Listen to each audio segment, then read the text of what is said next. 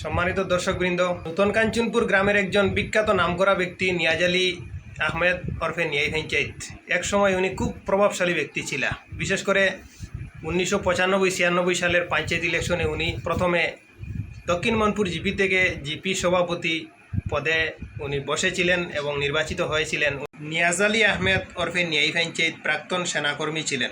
পঞ্চায়েত নির্বাচনে প্রতিদ্বন্দ্বিতা করার পূর্বে তিনি ভারতীয় সেনার একজন কর্মী ছিলেন এবং ভারতীয় সেনাবাহিনীর কর্মী থেকে অর্থাৎ ইন্ডিয়ান আর্মির চাকরি থেকে অবসর গ্রহণের পর তিনি দক্ষিণ মনপুর জিপির সভাপতি পদে প্রতিদ্বন্দ্বিতা করে সেই নির্বাচনে বিজয়ী হয়েছিলেন এবং বিজয়ী হওয়ার পরে দক্ষিণ মনপুর জিপির সভাপতি পদে প্রায় 5 বছর কার্যকাল নিয়েছিলেন এবং উনি দক্ষিণ মনপুর জিপির জনসাধারণের অনেক সেবামূলক কর্ম করে গেছেন।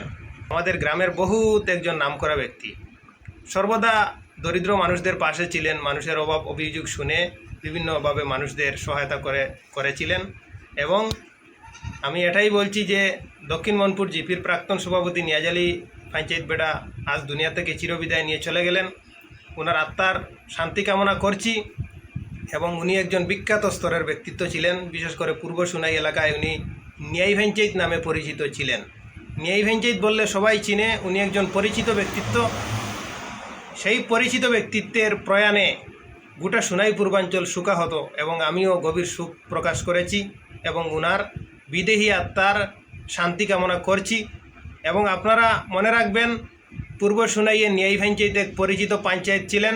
ওনার ডাকনাম ছিল সদা সর্বদা। উনি হাসি মুখে মানুষদের সাথে কথাবার্তা করতেন এবং মানুষের সামনে ডং তামসা বিভিন্নভাবে করতেন এবং আমি ব্যক্তিগতভাবে ওনাকে ছোটোবেলা থেকে দেখে আসছি। ওনার পঞ্চায়েত সময়কাল 1997, 98, 99 সালে ছিল। তখন আমি ছোটো ছিলাম, তখন মনে ছিল না, তবে লোকে মুখে শুনেছি উনি একজন ভদ্র নম্র ব্যক্তি ছিলেন। গ্রামের বিভিন্ন স্থানে কাজকর্ম করিয়েছেন, দরিদ্র মানুষদের সর্বদা পাশে ছিলেন, মানুষের অভাব অভিযোগ শুনেছেন।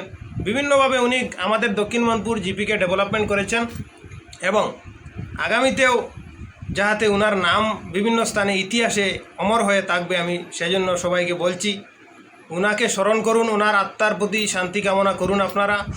এবং এই নিয়াই পঞ্চায়েত বিশেষ করে আজকে অর্থাৎ বিশেষ করে গতকালকে 6 জুলাই 2024 সাল শনিবার 11:20 সময় এই ধরা থেকে চিরবিদায় নিয়ে চলে গেছেন এবং এই 6 জুলাই 2024 সাল সন্ধ্যাবাদ অর্থাৎ সন্ধ্যা 7টার সময় অর্থাৎ সন্ধ্যাবাদ 7টার সময় ওনার জানাজার নামাজ অনুষ্ঠিত হয়েছে।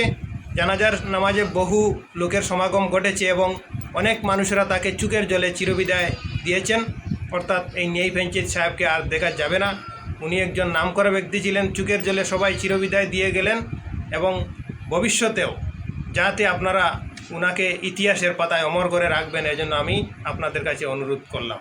এই পঞ্চায়েত সাহেব অত্যন্ত সহজ সরল মনের একজন ব্যক্তি ছিলেন। বিশেষ করে সদা সর্বদা উনি হাস্য মুখে মানুষদের সাথে আলাপ আলোচনা করতেন। সহজ সরল গ্রাম বাংলার একজন পরিচিত মুখ ছিলেন, বিশিষ্ট ব্যক্তিত্ব নিয়াজ আলী পঞ্চায়েত ওরফে নিয়াই পঞ্চায়েত।